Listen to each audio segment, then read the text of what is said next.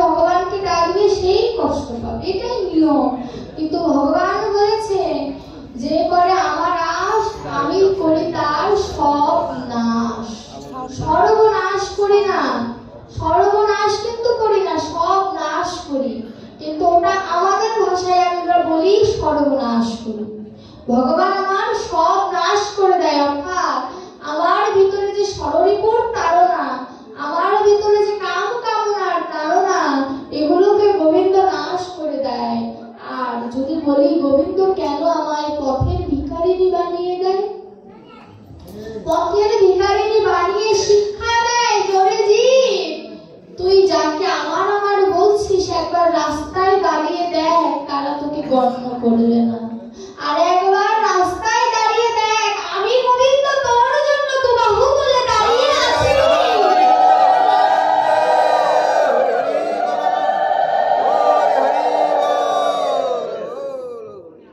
এই যে সময়টা চলছে, এই সময়টা আমার গৌর হরি তার বাছুর নিয়ে গৃহে যাচ্ছে। আমার বাছুর নিয়ে আমার গোবিন্দ গৃহে যাচ্ছে। রাধারানী অট্টালিকার উপরে দাঁড়িয়ে বলছে, প্রভু এখনই সাধ পূরণ করো। আমারও হৃদয়ের মাঝে বিচিত্র এক পালঙ্ক আছে, আশেপাশে ফুলেরও বালিশ, তাহাতে শুতিবে তুমি, চরণ সেবিব আমি, দূরে যাবে তোমার বনেরও আলিশ। এখনই আশা পূরণ করো, আমি যে আর ধৈর্য ধরে থাকতে পারছি না, এখনই আশা পূরণ করো। রাধারানী যখন অট্টালিকায় দাঁড়িয়েছিল, বৈষ্ণব পদকর্তা বলল, রে অট্টালিকায় দাঁড়িয়ে থাকলে কোনোদিন গোবিন্দকে পাওয়া যায় না, দাঁড়াও রায়, একবার যদি পথে এসে আমার গোবিন্দকে ডাকতে পারতে, তোমার আশা হয়তো এই উত্তর আগস্টের সময়ই পূরণ হয়ে যেত। দেখুন রাধারানীকে যেন আমার পথ দিল, ভক্ত সমাজকে জানিয়ে দিল যে গোবিন্দকে পেতে হলে অট্টালিকায় দাঁড়ালে চলবে না, ভক্তের আসনে বসে হে গোবিন্দ দয়া করে বলে যে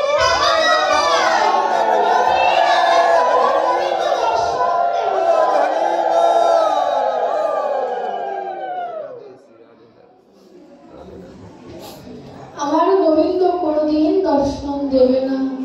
রাধারানী যখন ধুলার মধ্যে এলো, তখন আমার গোবিন্দ বলছে যে তুমি ঘরে ফিরে যাও, এখন হবে না। কেন? সাথে দাদা বলরাম আছে। এই দেখুন রসে রসে বিরোধ। সখ্য রস যদি থাকে সেখানে মধুর রসের আনাগোনা হয় না। কেন? আমার দুধও জলীয় পদার্থ, আমার টকও জলীয় পদার্থ। এখন যদি আমি টকের মধ্যে দুধ ঢেলে দিই বা দুধের মধ্যে টক ঢেলে দিই, দুধ ছানা হয়ে যাবে।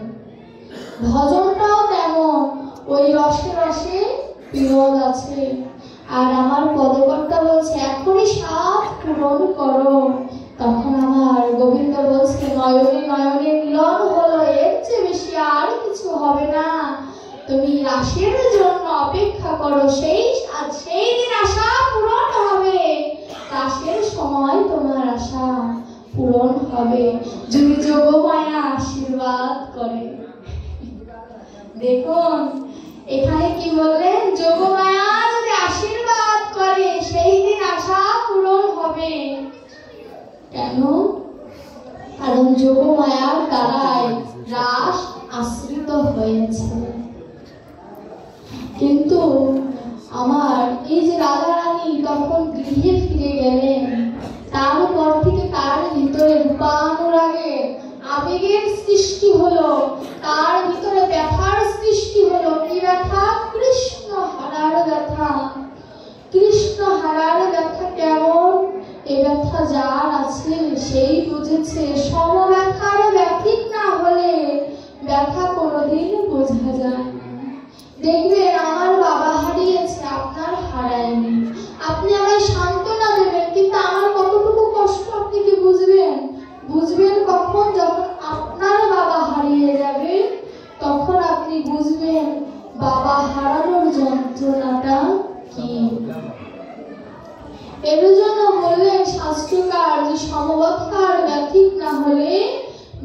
কোনোদিন বোঝা যায় না। আমার রাধারানী যখন গৃহমাঝে বসে আছে, আমার রাধারানীর দশা দেখে এই কথাটি আমার শোনা ডক্টর মহানামব্রত যে আমার যে ভাগবত গোসাই ছিল তাকে বলেছিল, জীবনটা হচ্ছে স্টেশনের মতো। স্টেশনে দেখবেন আমিও টিকিট কেটেছি, আরেকজন যাত্রীও টিকিট কেটেছেন। টিকিট কাটার পরে ট্রেন আসতে দেরি হবে। ট্রেন আসতে দেরি হলে আমরা কি একটি জায়গায় অপেক্ষা করি না? তো একটি জায়গায় অপেক্ষা করতে যে ওই যাত্রীর সাথে খুব ভালো ভাব বিনিময় হয়ে গেল। আমার জীবনটাও ঠিক তেমন। মায়ের পেটের দিকে ভূমিষ্ঠ হওয়ার পরে ওই যে আমিও টিকিট কেটে এসেছি, যখন আমার ট্রেন আসবে অর্থাৎ যমরাজ আসবে আমাকে নিয়ে যাবে, ওই যাত্রীও টিকিট কেটে এসেছে ভববাড়ি। আসার পরে দুজনের ভাব বিনিময় হচ্ছে। কেমন ভাব বিনিময় জানেন? আজ যে আমি এখানে এসেছি, আসার পরে আমার কার্তিক আঙ্কেলের বাড়িতে উঠেছি, তারা আমাদের এত ভালোবাসা দিয়েছেন। আমার এই বাবাজির ঘরে গিয়েছি, এই যে এত ভালোবাসা, এখন আর যেতে মন চাচ্ছে না। যেতে মন না চাইলেও কি যেতে হবে, এটাই তো নিয়ম। একদিন ঠিক এমন করে এই ভবমাঝের থেকেও চলে যেতে হবে। তো আমার ডক্টর মহানামব্রতজি বললেন যে স্টেশনে বসে অনেক আলাপ হলো। আলাপ হওয়ার পরে যখন একজন যাত্রী ট্রেন চলে আসলো, সে তখন বলছে, ভাই তুই থাক, আমার ট্রেন চলে এসেছে, আমাকে এখন যেতে হবে। আমার ভব সংসারটাও এমন, যখন যা ডাক আসবে তখন তাকে সেদিন বাবা চলে যেতে হবে। আজ আমার আন্টি বলছে যে তোমরা যাবে, ঘরটা খালি হয়ে যাবে, এটাই হচ্ছে মায়া। এই যে হয়তো কাল যখন চলে যাব তখন হয়তো মনটা খারাপ হয়ে যাবে, এটাই বাস্তবতা।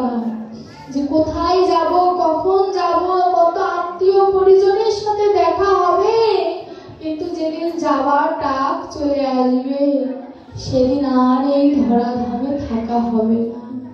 সেদিন আর এই ধরাধামে কোটি টাকার বিনিময়েও কেউ রাখতে পারবে না। যদি রাখা যেত, কোটিপতিরা তার বাবা মাদের রেখে দিত।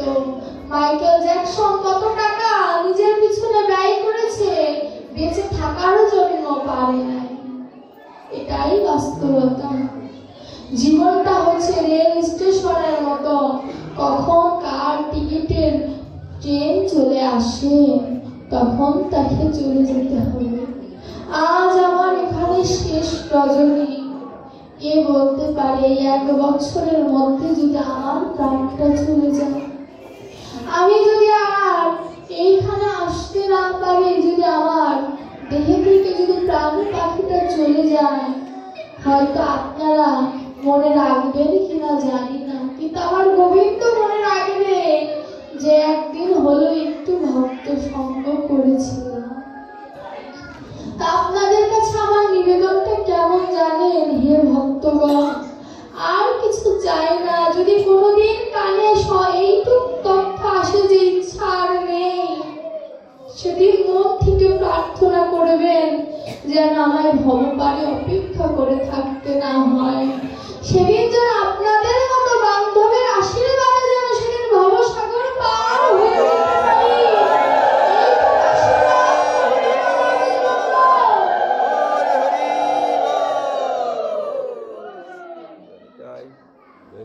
এইটুক আশীর্বাদ করবেন আমার জন্য, আর কিছু চাই না। এক ভক্ত বলল, হে গোবিন্দ, চাইলেও তুমি দিও না, মোহ মায়ার বশে কত কিছু চাইবো তোমার কাছে, তুমি চাইলেও আমায় দিও না। কেন দেবে না জানো? আমি যত পাবো তত তোমার কাছে চাইবো, তুমি এর জন্য আমায় দিও না। তুমি আমায় দেবে কি জানো? আমি যেন সব সময় নয়ন জলে তোমায় কেঁদে কেঁদে ডাকতে পারি, প্রভু তোমার পূজার সময় আমি তিল দিয়েছি, নেই কিনা? পূজার সময় কেন দিয়েছি জানো? যাতে তিল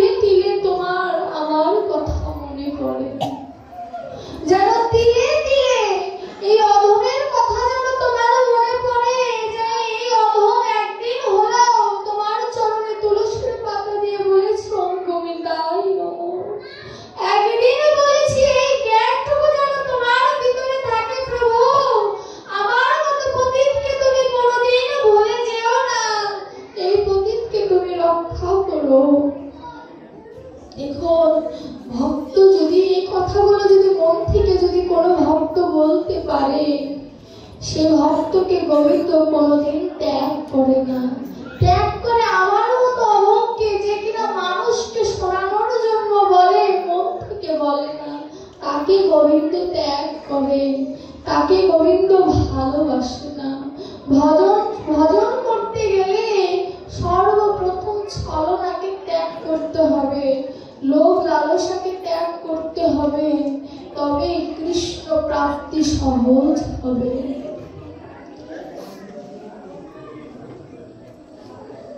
কৃষ্ণ প্রাপ্তি কত সহজ হবে। ভগবানকে ভালোবাসো। ভগবানকে ভালোবাসবে কেন জানো? এই সংসারে তুমি যত যাই করো, তুমি কারোর মন পাবে না, কোনোদিনও পাবে না। যত করবে তত তোমার খুদ ধরার চেষ্টা করবে। আমি কাল বলেছিলাম, আজ কজন গীতা পাঠ করেছে সকালে? কজন করেছে? আজ তো অনেকে যারা গতকালকে একাদশী ছিলে, তাদের তো আজকে মাস্ট কর্তব্য গীতা পাঠ করা। আজও অনেকে একাদশী করেছে, তাদের জন্য তো আজকে বেশি বেশি কর্তব্য গীতা পাঠ করা। কিন্তু দেখো, আজ সনাতন ধর্মে সব থেকে বড় সমস্যা কি জানো? আমরা এক কান দিয়ে ঢুকাই আর এক কান দিয়ে বের করে ফেলি। এক কান দিয়ে ঢুকাইও না, ওই আসার আগে আর এক কান বন্ধ করে দিই, যাতে ওই কান দিয়ে না ঢোকে। আমাদের যদি বলে যে অমুকটা জায়গায় ডিজে গান হবে, দলে দলে মানুষ চলে যাবে, কিন্তু এখানে তো আমি নাচবো না। যদি বলতো ইচ্ছা চক্রবর্তী এখানে ডান্স দিবে, এখানে ডবল মানুষ হতো। এখানে মা কোথায়? এখানে ডবল মানুষ হবে যদি এখানে যদি ডিজে গানের ব্যবস্থা করা হতো।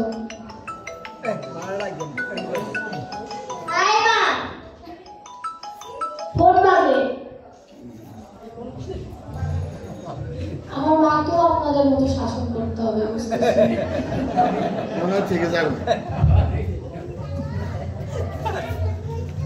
যাই হোক, ভজন এই যে বলেছি, সব থেকে বড় গোড়ামি হচ্ছে এটাই যে আমরা এক কান দিয়ে শুনি আর এক কান দিয়ে বের করে দিই।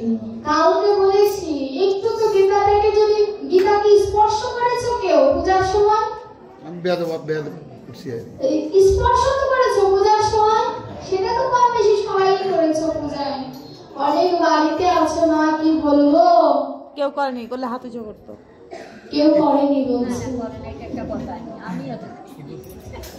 তাহলে দেখুন, ভজনটা এই যে আমি বললাম, একটাবার তো আমার কথা শুনে যদি বাড়িতে প্রয়োগ করতে, তবে আমার বলার সার্থকতা ছিল। কিন্তু আমি বলেছি, আপনারা তো করলেন না। কিন্তু আমি একটু উদাহরণ দিই, আমাদের লজ্জা পাওয়া উচিত কেন জানেন?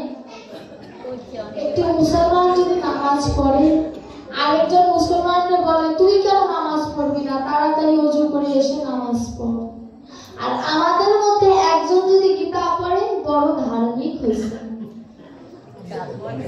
ধর্ম কি সাধু হও, সাধু সেজো না। আরে বেটা, সাধু যদি আমি না সাজি, সাধু হব কেমন করে? আগে তো আমার সাজতে হবে।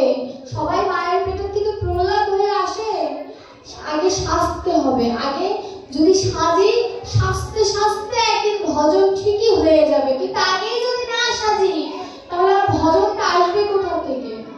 ওরা 5 ওয়াক্ত নামাজ পড়ে। কেউ যদি নামাজ নাও পারে, শুক্রবার দিন জুমার নামাজ পড়ে, ভয় আছে তাদের ভিতরে যে তাদের হাসরের ময়দানে আল্লাহ তাআলা প্রশ্ন করবে। আমাদের ভয় নাই? গোবিন্দ আমাদের প্রশ্ন করবে না নাকি ওদেরই করবে? আমাদের করবে না? তাহলে আমাদের যদি পদে থাকে, তাহলে কেন ভয় নাই আমাদের ভিতরে? কেন ভয় নাই? একটু ভয় থাকা উচিত।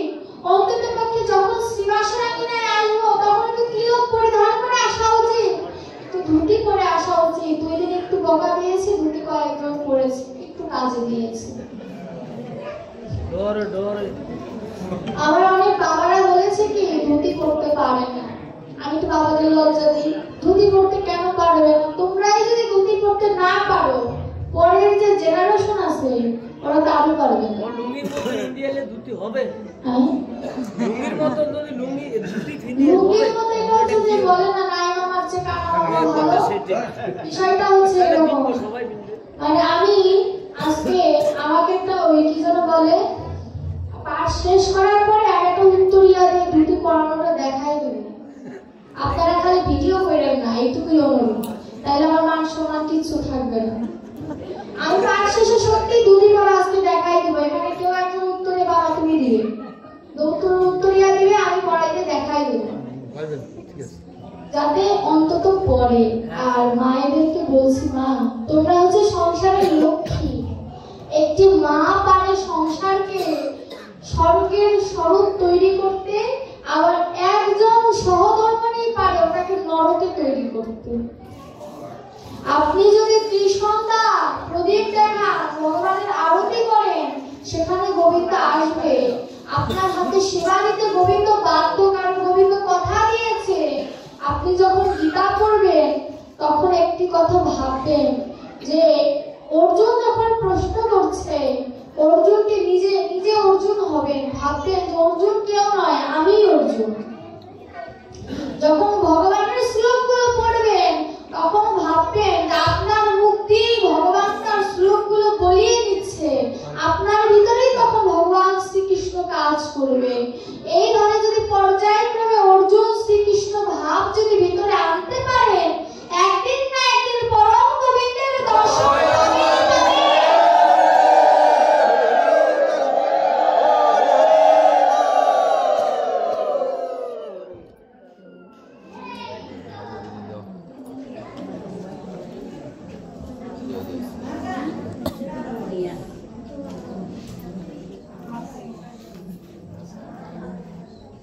একদিন না একদিন গোবিন্দের দর্শন ঠিকই পাবেন।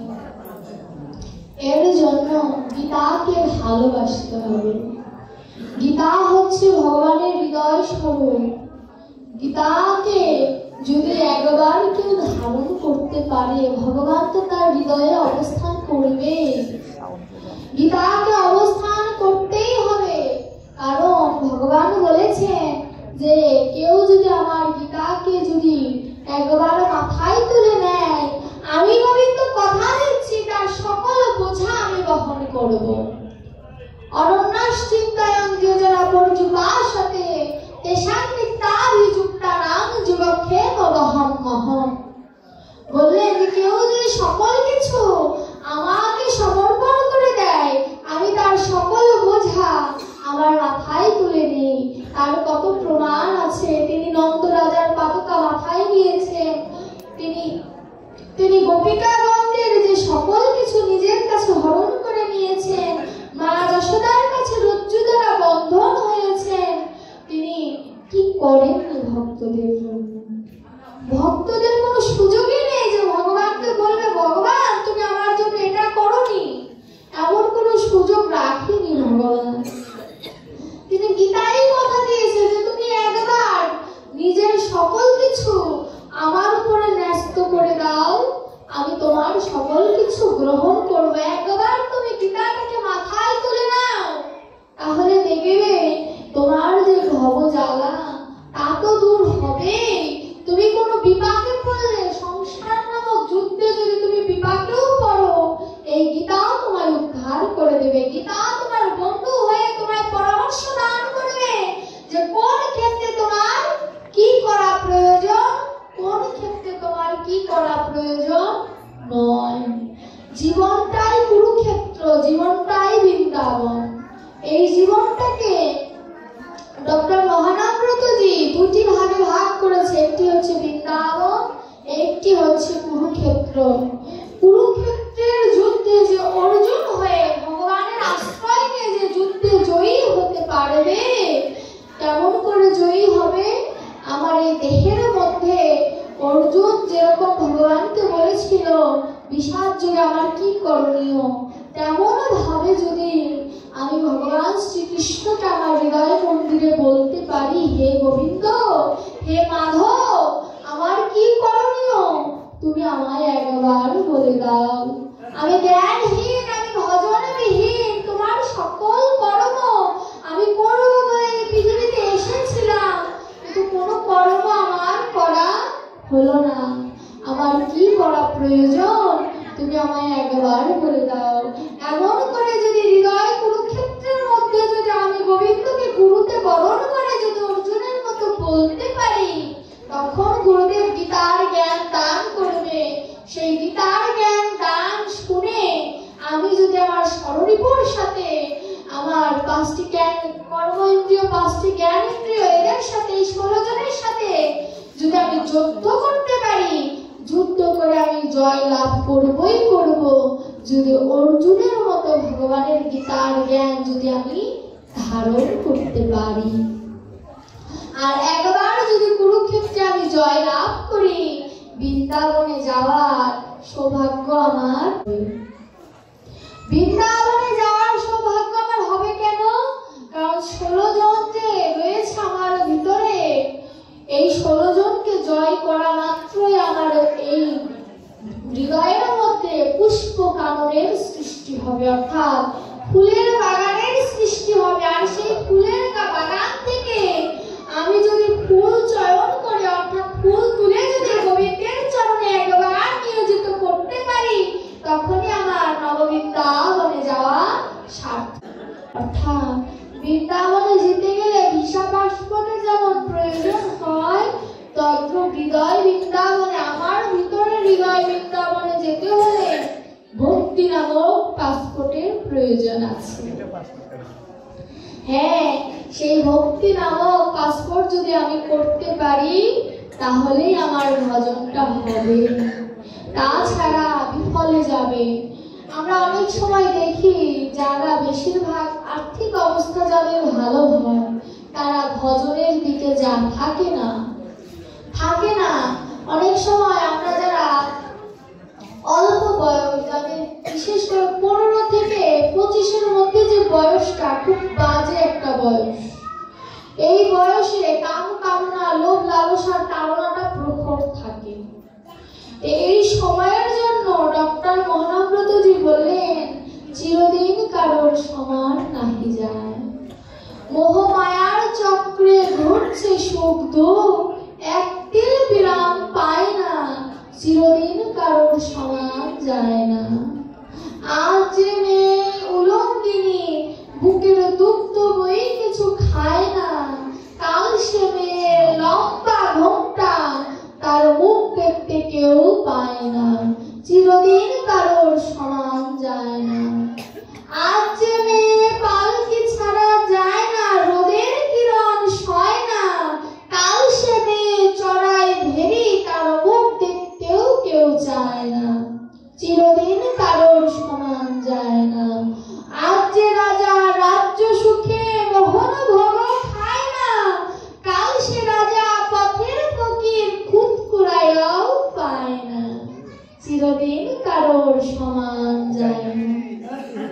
দেখুন, এই যে সুখ আসবে, সুখের পরে দুঃখ আসবে, এটাই নিয়ম। আজ যে মেয়ে উলঙ্গিনী, যার গায়ে পোশাক রাখার প্রয়োজন নাই, বুকের দুগ্ধ ছাড়া, মা বলা ছাড়া সে কিছু বোঝে না, কাল সে মেয়ের লম্বা ঘোমটা, অর্থাৎ তার মুখটাও যদি কেউ না দেখে তেমন তার পোশাক। পালকি ছাড়া যায় না কেন? রোদের কিরণ তাকে যেন স্পর্শ না করে, তার সৌন্দর্যের যেন ব্যাঘাত না ঘটে, তার আয়োজন। সেই মেয়েটায় 75 বছর বয়সে ওই ভেড়ি অর্থাৎ ছাগল চড়াচ্ছে, তার মুখ দেখতেও কি আমরা চাই? অত সব জায়গায় যে বুড়ি মায়ের দিকে একটু তাকিয়ে দেখি তার বদনটা কেমন, এমন কেউ আছে না? আমার দিকে যতটা তাকাবেন, 75 বছর বয়সের মহিলার দিকে ততটা তাকাবেন, আমার দাদা ভাইয়েরা আরো বেশি তাকাবে না। বাস্তবতা এটা। আমিও তাকাবো না। দাদুদের দিকে একবার তাকালে ছেলেদের দিকে 10 বার তাকাবে, এটাই বাস্তবতা।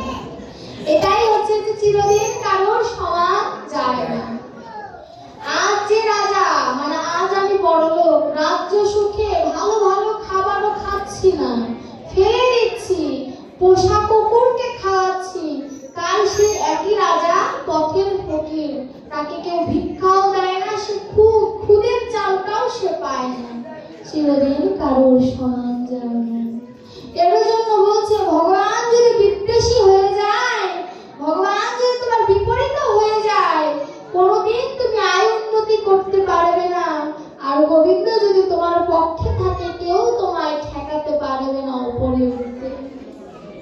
ভজনটা হচ্ছে এমনই জিনিস যে কেউ যদি একবার ধারণ করতে পারে, কেউ যদি আশ্রয় করতে পারে, তবে তার এই আশ্রয় কোনোদিন বিফলে যায় না। আমি নিজেকে দিয়েই এর প্রমাণ। আমার আজ ভাগবতে মানুষের যেমন জন্মদিন হয়, আমার ভাগবতেরও আজকে জন্মদিন। এই দিনে আমার গুরুদেব 3 বছর আগে আমাকে এই ভাগবতটা আমার হাতে তুলে দিয়ে বলেছিল, ইচ্ছা পিওর ভাগবত চাই। ওই আলু কথা কুকথা যেন কোনোদিনও বলিস না, পিওর ভাগবত সবাইকে দান করবি, ঘরে ঘরে যেন তোর যশ হয়, এটাই আমি চাই। এই জন্য এই যে ভাগবত থেকে আশ্রয় করতে পেরেছি বলে, আপনাদের মতো ভক্তের আশীর্বাদ ছিল আর গুরুদেবের আশীর্বাদ ছিল বলে আজ হয়তো ব্যাস আসনে বসার মতো যোগ্যতা আমার হয়েছে।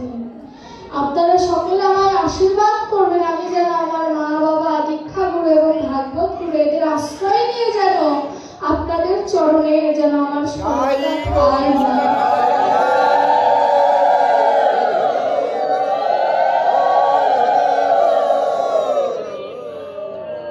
এই আশীর্বাদ করবেন। কারণ এই 4 জন হচ্ছে আমার পরম বান্ধব, মাতা পিতা, দীক্ষা গুরু আর ভাগবত গুরু। এই 4 জনকে নিয়ে যেন আমার এই জীবনটা পার করে দিতে পারি, এই 4 জনকে যেন আমার লাশের 4 জন বন্দী বানাতে পারি, এই আশীর্বাদ আমাকে করবেন। এদের কাঁধে করেই যেন আমি শ্মশানে ঘাটে চলে যেতে পারি, এমন আশীর্বাদ আমাকে করবেন। এই ভাগবতটা বড় সাধনার আমার। এই ভাগবতটা না পেলে আমার জীবনটা হয়তো আজ এখানে আসতো না। তাই আপনারা সকলে আমাকে, আমার এই 4 জন বান্ধবকে আশীর্বাদ করবেন, যেন আমরা সর্বদা যেন আপনাদের দুয়ারে কৃষ্ণ নামের ধুলি যেন নিয়ে, যে কৃষ্ণ নামের যে আপনাদের চরণ ধুলি তা যেন নিয়ে আপনাদের কৃষ্ণ নাম যেন দিতে পারি, এই আশীর্বাদ আমায় করবেন। জয় জয় ভাগবত।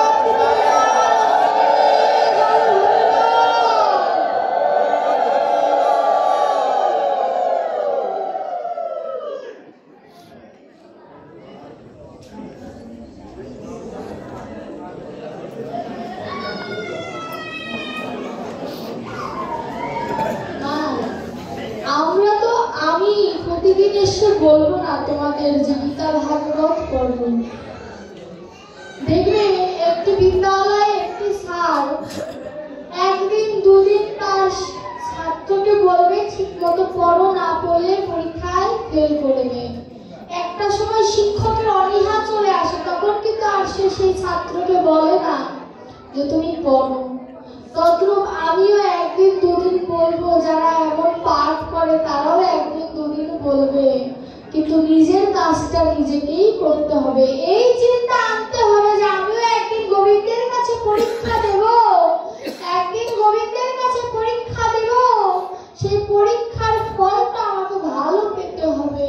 সেই পরীক্ষায় আমি কি দেব? আমি যে গোবিন্দের কাছ থেকে 16 আনা এনেছিলাম, সেই 16 আনা সঠিক মতো রাখতে পেরেছি কিনা, এটার পরীক্ষায় নেবে। এই পরীক্ষায় যে উত্তীর্ণ হতে পারবে সেই গোবিন্দের কাছে যেতে পারবে, আর যে উত্তীর্ণ হতে পারবে না সে কোনোদিন গোবিন্দের কাছে যেতে পারবে না। আমি মায়েদের কাছে আশা রাখবো, তোমরা নিজেদের সন্তানকে এই গীতার স্কুলে পাঠাবে। এই গীতার স্কুলটাকে বজায় রাখতে হবে। কেন জানো? পার্শ্ববর্তী ধর্মের মানুষরা 5 বছর বয়সে কোরআন শিখতে পাঠায়, কোরআনটাও আরবিতে শেখে, আলিফ বা তাসা ওরা আরবিতে শেখে। আমাদের তো সংস্কৃত শব্দ আছে, আমাদেরও কিন্তু সংস্কৃত শব্দ আছে, আমাদের কিন্তু সংস্কৃত শব্দটা শেখায় না। আমি নিজেও সংস্কৃত শব্দ ভালো লিখতে পারি না। এর জন্য বলছি যে পার্শ্ববর্তী ধর্ম যেমন ওই সংস্কৃত ওদের যে আরবি হরফের মাধ্যমে সূরাগুলো পড়ে, তেমন তো আমাদেরও গীতার শ্লোকগুলো সংস্কৃত ভাষায় রয়েছে। ভগবান কতটা সহজ করে দিয়েছে, লেখকরা কত সহজ করে দিয়েছে, সেগুলো বাংলায় ট্রান্সলেশন করে তারা আমাদের কাছে দিয়েছে। এর চেয়ে আর তো সহজ হয় না। শ্লোকগুলোকে ভেঙে কবিতা আকারে দিয়েছে যাতে আমরা সহজে পড়তে পারি। তাদের কথা বোঝো আর না বোঝো, একবার পড়ো। শ্রবণ করলেই মঙ্গল, শুনলেই মঙ্গল, পড়লেও মঙ্গল। একবার পড়ে দেখো। মায়েদেরকেও বলছি, মা তোমরাও আসো, তোমরা আসো। তোমরা যারা গৃহিণী, যারা কর্মস্থলে যাও না, তারা একবার এই ভজন পথে এসে দেখো। একবার ভজন পথে যদি আসতে পারো, গীতার একটি শ্লোক যদি তুমি আত্মস্থ করতে পারো, তুমি আসবে না বললেও তোমার মনটা বলবে যে চলো গীতার স্কুলে একটু ঘুরে আসি। এই গীতার এতটাই গুণ যে গীতা শব্দটা যদি কেউ বলে, মুখে বললে হৃদয়ে বসে। গীতার এতটা গুণ, তাই গীতাকে একবার হৃদয়ে ধারণ করার চেষ্টা করো। গীতাকে ভালোবাসো, গীতাকে স্মরণ করো। নিজের সন্তানদের গীতার স্কুলে দাও। একবার যদি গীতা সে আত্মস্থ করতে পারে, মুখস্থ করা এক জিনিস, আত্মস্থ করা কিন্তু অন্য জিনিস। মুখস্থ করা মানে আমি বই মুখস্থ করলাম, সেটা হচ্ছে মুখস্থ বিদ্যা। আর আত্মস্থ হচ্ছে আমি আমার গোবিন্দকে পাওয়ার উদ্দেশ্যে আত্মস্থ করলাম, অর্থাৎ একটি শ্লোক বোঝার চেষ্টা করলাম। এটাকে বলে আত্মস্থ। হৃদয়ঙ্গম করো। একবার যদি হৃদয়ঙ্গম করতে পারো, তাহলে সে হৃদয়েই আসবে। বাহিরে মন্দিরে তোমায় তাকে খুঁজতে হবে না, হৃদয় মন্দিরেই আসবে। দেখবেন গীতার ছবিটা কি? ভগবানের কাছে অর্জুন হাত জোড় করে বসে আছে।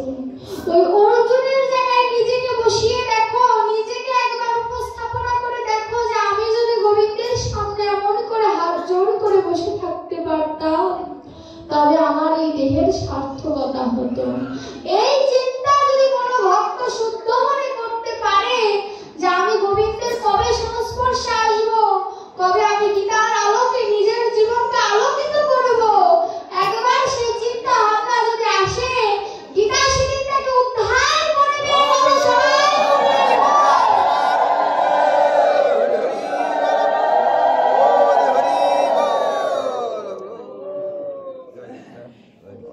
এর জন্য গীতাকে ভালোবাসো। গীতায় তোমার সকল কিছু হবে। দেখো মরে গেলে কত কিছু আছে, কত গ্রন্থ আছে। কেন গীতা দেয় তোমার বুকের উপরে? কারণ গীতা ছাড়া কোনো বান্ধব নাই, ভগবান ছাড়া কোনো বান্ধব নাই। এর জন্য এত গ্রন্থ থাকা সত্ত্বেও তোমার বুকে গীতাকেই দেয় একটি কারণে, কারণ গীতাই তোমার শেষ সম্বল, গীতাই তোমার শেষ আশ্রয়, গীতাই তোমার প্রাণ, গীতাই তোমার জ্ঞান। কিন্তু এটা মৃত ব্যক্তিকে যতটা দেওয়া হয় তার চেয়ে বেশি যে জীবিত থাকে তাকে শিক্ষা দেয় যে গীতা নিজের জ্ঞান করো, সময় থাকবে। শ্মশান ঘাটে যাওয়ার সময় আমি গীতা দিলাম, আমার দেহটা পবিত্র হয়ে গেল, কিন্তু আত্মা তো নাই। এই আত্মাকে পবিত্র করার উপায় হচ্ছে দেহের ভিতরে যতক্ষণ আত্মা সজাগ থাকবে, ততক্ষণ আমি গীতা পড়লে, ভাগবত পড়লে আমার ততক্ষণ আমার সার্থকতা। এর জন্য জীবিত অবস্থায় গীতার ধ্যান করো, গীতার মাহাত্ম্য করো, গীতা অধ্যয়ন করো। আর গীতা অধ্যয়ন করতে গেলে আমরা অনেক সময় বলি অনেক সুচিতার প্রয়োজন, অনেক পবিত্র থাকার প্রয়োজন। ব্যাসাসনে বসতে গেলে সুচিতার প্রয়োজন, কিন্তু তুমি যখন নিজে ঘরে বসে থাকবে, তুমি পড়ার টেবিলে বসেও গীতা পড়তে পারো, কারণ তখন সেটা তোমার ভালোবাসার বিষয়বস্তু। কিন্তু এখানে একটি কথা আছে, অবশ্যই অঙ্গন্যাস করন্যাস করতে হবে। কারণ আমরা সবসময় পবিত্র থাকি না, পোশাক আশাক ঠিক থাকে না। এর জন্য অন্তত পক্ষে একটু আচমন করতে হবে, আচমন করে মুখ শুদ্ধি করতে হবে এবং দেহ শুদ্ধি করতে হবে। দেহ প্রণাম মন্ত্রের দ্বারা দেহটা শুদ্ধি করে অঙ্গন্যাস করন্যাস করে তারপরে তুমি পড়ার টেবিলে বসে গীতা পাঠ করতে পারো। কিন্তু সেটা নিজের অর্থে, কাউকে শোনানোর অর্থে না। কাউকে যদি তুমি শোনাতে যাও অবশ্যই তখন তোমাকে পরিষ্কার পরিচ্ছন্নতা অবলম্বন করতে হবে। নিজের জন্য তুমি পড়বে, তোমার পাশে তোমার নাও শুনতে পারবে না, এমন ভাবে যদি পড়ো তখন পোশাক আশাকের বিষয়টা অতটা গুরুত্ব নয়। কিন্তু তুমি যখন ভাগবত আসরে ব্যাস আসরে বসবে তখন তুমি ব্যাস দেবের জায়গায় বসেছে, এই কথাটা মাথায় রাখতে হবে। কীর্তনের আসনটা ছেড়ে ফেলার জায়গা হলো, ব্যাস আসনটা ছেড়ে ফেলার জায়গা নয়। আমার গুরুদেব আমাকে কিছুদিন আগে বলছে, ব্যাস আসন নিয়ে খেলা করিস না, পবিত্র না থেকে ব্যাস আসনে বসিস না, কারণ ব্যাস আসনটা সব থেকে পবিত্র জায়গা। এখানে বসতে হলে পবিত্রতার অবলম্বন করতে হয়। পবিত্রতা ছাড়া যদি কেউ ব্যাস আসনে বসে তার পতন অবধারিত। এই পতন থেকে কেউ ক্ষমা করতে পারবে না, এতটা পবিত্র এই ব্যাস আসনটা। এর জন্য এই ব্যাস আসনটাকে প্রণাম করবে। আর আমি আরেকটু অনুরোধ করবো, যখন পাঠক ব্যাস আসনে বসে থাকবে পাঠকের পায়ে হাত দেবেন না, আসনটাকে প্রণাম করবেন। আসনটাকে প্রণাম করলেই আমাকে প্রণাম করা হয়ে যায়, ব্যাসদেবকে প্রণাম করা হয়ে যায়।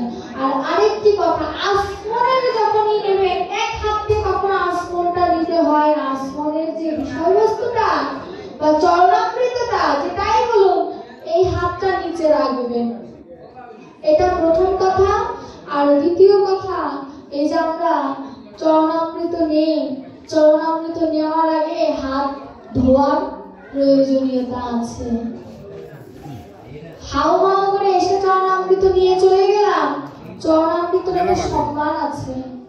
এর জন্য এই কথাটা আমি কালকে বলতে চেয়েছিলাম যে এখানে এক গ্লাস বা এক জগ জল রাখার জন্য, যে সবাই যাতে জল থেকে হাত ধুয়ে তার উপরে যেন এখান থেকে চরণামৃত আমি দিই বা তারাই নেই যেন নেন। চরণামৃত নিতে গেলে হাত ধোয়ার প্রয়োজন আছে। আর পাঠককে প্রণাম করার পরে সেই হাত দিয়ে আমি চরণামৃত নিচ্ছি, পাপ আপনার হবে না আমার হবে? কার হবে? আর আপনার হাতে তো আমার চরণের ধুলা লেগে আছে। সুতরাং পাঠককে পাপী করবেন না। আবার মন্দিরে যাবেন, মন্দিরে যে প্রণাম করবেন তাতেও হাত ধোয়ার প্রয়োজনীয়তা আছে। আপনি যে হাত জোর করে এমন করে প্রণাম করবেন, ভগবান যে আপনাকে কৃপা করবে, আপনার হাতের দ্বারা যে আপনি ভগবানকে আলিঙ্গন করবেন, আপনার হাত পবিত্র হওয়ার প্রয়োজন আছে না? এর জন্য মন্দিরে যেতে গেলে পা ধুতে হয়, হাত ধুতে হয়। যেমন মুসলমানরা মসজিদে যাইতে গেলে ওরা যেমন হাত পা ধোয়, তদ্রূপ মন্দিরে আসতে গেলে হাত পা ধোয়ার প্রয়োজনীয়তা আছে, পোশাক আশাক শুদ্ধ থাকার প্রয়োজনীয়তা আছে। মন্দিরটা মামার বাড়ি নয়, ভগবানের বাড়ি। সুতরাং ভগবানের বাড়িতে আসতে গেলে ভগবানের অতিথির যে গুণ থাকে সেই অতিথির গুণগুলো থাকতে হবে ভিতরে। খেলা ফেলা করে আসলে ভগবান কখনো গুরুত্ব দেবে না। এর জন্য ভগবানকে ভালোবাসতে হলে নিয়ম কানুন মানতে হবে। যদি বলি যে শিব ঠাকুর শ্মশানে থাকে, সে তো ছাই ভস্ম মেখে থাকে, তার হাত ধোয়ার প্রয়োজনীয়তা আছে? তখন শাস্ত্র উত্তর দিল, তুমি ছাই ভস্ম মেখে থাকো, গোবিন্দ তোমায়ও গ্রহণ করবে। কেউ তুমি ছাই ভস্ম মেখে নাও, তুমি তো মায়ার ধুলা মেখে আছো। তুমি শ্মশানের ছাই ভস্ম মেখে আসো, ভগবান তোমাকে গ্রহণ করবে। কিন্তু তুমি তো মায়ার ধুলা মেখে আছো, ভগবান তোমায় গ্রহণ করবে কেমন করে? এর জন্য জল হচ্ছে সব থেকে পবিত্র। তুমি জল দিয়ে নিজের দেহটা ধৌত করো, ধৌত করার পরে তুমি আমার কাছে আসো। দেখো, এর জন্য পূজা করতে গেলে স্নান করার প্রয়োজন আছে। আর বাথরুমে যে সরাসরি স্নান করি না, সরাসরি স্নান করার নিয়ম নেই, ওই জলটাকে প্রণাম করতে হবে, চিন্তা করতে হবে ওটাই গঙ্গা জল। এই জ্ঞান করে স্নান যদি করতে পারো তবেই তোমার স্নান করা সার্থক, তাছাড়া স্নান করা সার্থক নয়। তুমি নদী পুকুরে স্নান করবে, সরাসরি ঘাট করে ঝাঁপ দিলে হবে না। তোমাকে ওই নদী বা পুকুরকে প্রণাম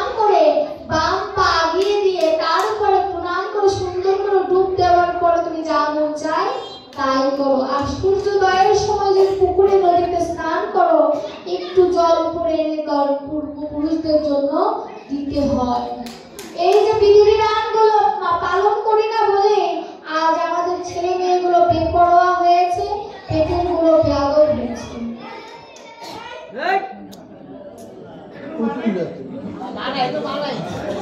আমি কি বোঝাতে পেরেছি?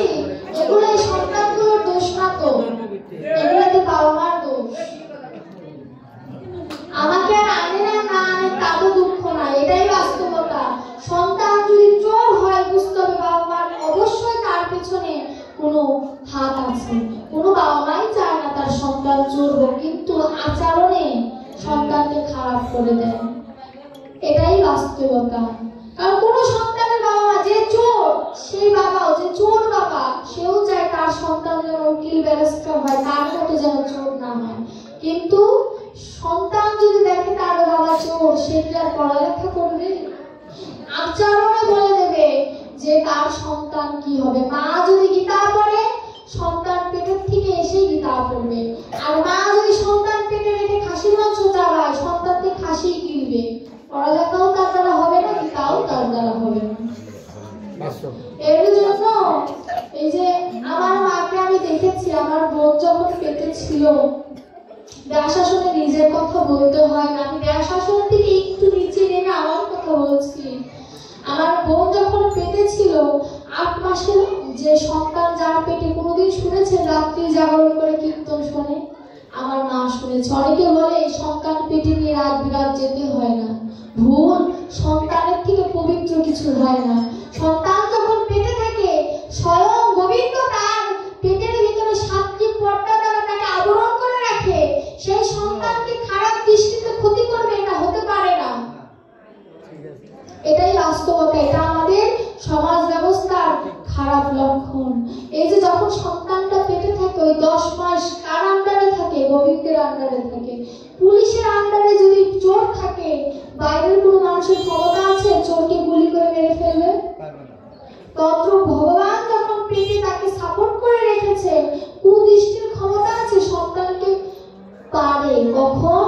যদি মায়ের চলাফেরায় দোষ থাকে, তখন কুদৃষ্টি তার সন্তানকে মেরে ফেলার সামর্থ্য রাখে। কিন্তু মা যদি গীতাপরায়ণ থাকে, মা যদি একনিষ্ঠ থাকে, সে 2টার সময় জঙ্গলে দিয়ে যদি ঘুরে বেড়ায়, তার সন্তানের কোনো খারাপ দৃষ্টি রাখতে পারে না, তাহলে ভগবান মিথ্যা।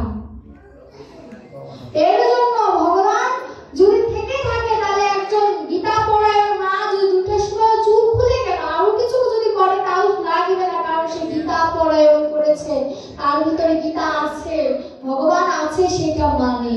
কিন্তু আমি গীতা মানি না, আমি বৈষ্ণব সেবা করি না, সারাদিন কি খায় না খায়, আহার বিহারে শুদ্ধ নাই, সারাদিন মোবাইল দেখি, আমার পেটেরটা তো তেমনই হবে। আমার মা একদম যেদিন সিজার হয় তার আগের দিনে সে রাতে কীর্তন শুনেছে। এরকম আমার মাকে আমি দেখেছি আমার বয়সে। আমি তো ডাক্তারি পড়ি, ভবিষ্যতে আমার মা পাবো কিনা আমি জানি না, কিন্তু আমি এমনই দেখেছি। কারণ এটা হচ্ছে তার আত্মবিশ্বাস যে আমার সন্তানের কিছু হবে না। আপনারা তো কেউ এখানে অষ্টাঙ্গে গোড় দেন না, আমার মা অষ্টাঙ্গে গোড় দেয়। যে কোনো জায়গায় কীর্তন হলে আমি এখানে একটা ভক্ত পাইনি যে এখানে অষ্টাঙ্গে গোড় দেবে, নিয়ম কিন্তু তাই। এটা ধুলি নয়, এটা হচ্ছে ব্রজের ধুলির স্বরূপ। এই ধুলি স্বয়ং গোবিন্দ মেখেছিল, এই ধুলিটার এত মূল্য। আমার মা সন্তান পেটে রেখে কাঠ হয়ে ভক্তের ধুলি মেখেছে। আমার বোন দুষ্ট বটে, কিন্তু কীর্তনে গেলে একা চলে যায়, একটা কথা পর্যন্ত বলে। ওর যদি গান ভালো না লাগে একা চলে যায়, কিন্তু একটা কথাও বলে না। এটাই হচ্ছে কীর্তন শোনার মহিমা। আজ না, ও যখন 3 মাস বয়স তখন থেকে ওকে কীর্তনে নিয়ে অনেক বাচ্চারা দুধের জন্য কাঁদে না, আমার বোনটা আমি কোনোদিন কাঁদতে দেখি না কীর্তনে নিয়ে গেলে। এটা হচ্ছে মায়ের ভক্তি, মায়ের বিশ্বাস, এটা গীতার জোর, এটা ভাগবতের জোর, এটা বৈষ্ণবের চরণ ধুলির জোর।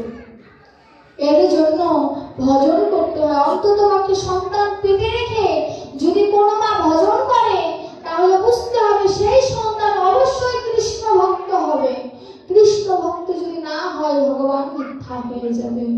এর জন্য সব সময় সন্তান পেটে থাকা অবস্থায় এবং সন্তান ভূমিষ্ঠ হওয়ার পরে সব সময় গীতাকে নিজের মধ্যে আনো, গীতাকে ভালোবাসো, গীতাকে ভালোবাসো, নিজের সন্তানকে গীতার স্কুলে পাঠাও, গীতার আনন্দে আনন্দিত করো। দেখবে আজ যদি তোমার ছেলে তোমার মেয়ে যদি গীতার ভার বহন করতে পারে, বৃদ্ধ বয়সে তোমার ভারও সে গ্রহণ করতে পারে। বৃদ্ধ বয়সে তোমার ভার বহন করতে তার আর কষ্ট লাগবে না যদি ছোট বয়সে তার হাতে গীতা তুলে দাও। কারণ গীতা শিক্ষা দেয় যে গোবিন্দ ভজন করার আগে মাতা পিতা ভজন করো। এর জন্য গীতা ভালোবাসতে শেখাও। ডাক্তার ব্যারিস্টার হয়ে লাভ নাই যদি ভজনেই অগ্রসর হতে না পারো। এর জন্য ভালোবাসতে হবে, ভালোবাসতে হবে। গীতা ভালোবাসো, ভাগবত ভালোবাসো, মা বাবাকে ভালোবাসো, দেখবে তোমার মনের জ্বালা দূর হয়ে যাবে। আর আজ যেমন এখানে আমরা সকলে এসেছি, কালকেও তো ভাগবত পাঠ আছে না? আছে কালকে ভাগবত পাঠ? যাই হোক, যে বাবা এখানে পাঠ করবে তার জন্য আমার প্রণাম। আর আপনাদের চরণে যদি আমি কোনো অপরাধ করে থাকি আমায় ক্ষমা করে দেবেন। আমি আপনাদের সন্তান স্বরূপ যদি কোনো অপরাধ মনে যদি কোনো কষ্ট দিয়ে থাকি, সেই কষ্ট থেকে নিজেদেরকে একটু অনুরোধ করছি এই কষ্টগুলোকে হৃদয়ে ধারণ করে একটু বাস্তবায়ন করার চেষ্টা করুন। আমি আপনাদের কষ্ট দিয়েছি একটি অর্থে যাতে আপনারা গীতা পড়েন, নিজের সন্তানদের একটু ভালো শিক্ষা দেন। এর জন্য আপনারা ভজন করুন, ভজনে থাকুন, ভজনে থেকে দেখুন, একটা দিন ভজন করে দেখুন, দেখবেন গোবিন্দের প্রতি ভালোবাসা সৃষ্টি হবে। গোবিন্দই ভালোবাসা তৈরি করে দেবে আপনার হৃদয়ের মাঝে। আপনারা সবাই আশীর্বাদ করবেন। ও আপনারা সবাই মোম এনেছেন? আনেননি? কিনেছেন?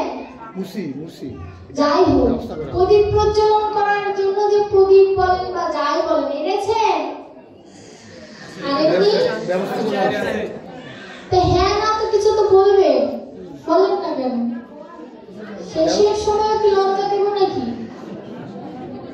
কিছু বলেন, আনছি বা আনি নাই, কিছু তো বলবেন। আপনাদের সবাইকে বলা হয়েছিল না কালকে 10 টাকা করে আনবেন? কিনেছেন?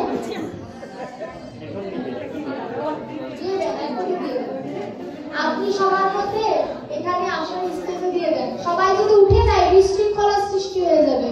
কেউ আপনারা উঠবেন না। ওনাদের পক্ষ থেকে আপনারা যারা মোম কেনার জন্য আগ্রহী, যারা বাড়ি থেকে এনেছেন তারা তো এনেছেন, কেউ উঠবেন না।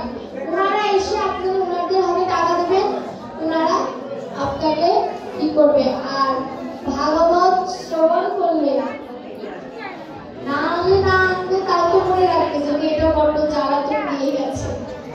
আর ভাগবত শ্রবণ করলে কিছু মাধুকরী দান করতে হয়। কালকে কিছু ভক্তদের কথা শুনে আমি টাকা নিইনি, এখানে একটা বিশৃঙ্খলা সৃষ্টি হয়েছে, আপনারা দেখেছেন তো?